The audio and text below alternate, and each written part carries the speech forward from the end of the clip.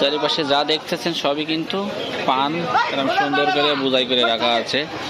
ওই পাশে একটু জুম করে দেখানোর চেষ্টা করে দেখুন, ওই পাশেও কিন্তু সুন্দর করে এই যে বোঝা বাদাই করা হচ্ছে, কোথাও বোঝা বাদাই শেষ, কোথাও পান সাজানো হচ্ছে। এই যে এইভাবে পানি আনে কাকারা, পানি এনে এই যে পান দিতে হয় আর কি। এই দেখুন এক জায়গা থেকে টিউবওয়েল থেকে পানি আনছে বোঝার উপরে দেওয়ার জন্য বা পান সাজানোর জন্য। দেখুন এই যে পরিষ্কার করে দেওয়া হচ্ছে, গাটা যাতে চকচক করে,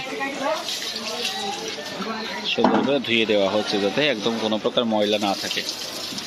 দেখুন এখানে ধুয়ে দেওয়া হচ্ছে, দেখেন আরেকটা কাকা নিয়ে যাচ্ছে।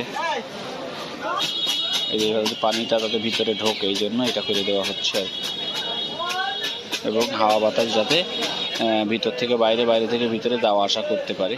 আর আমি যেটা বলছিলাম যে প্রচুর পরিমাণে পান কিন্তু এখানটাতে বেচা কিনা হয়, এবং এখান থেকে এই যে বড় বড় বোঝা বাধাই করে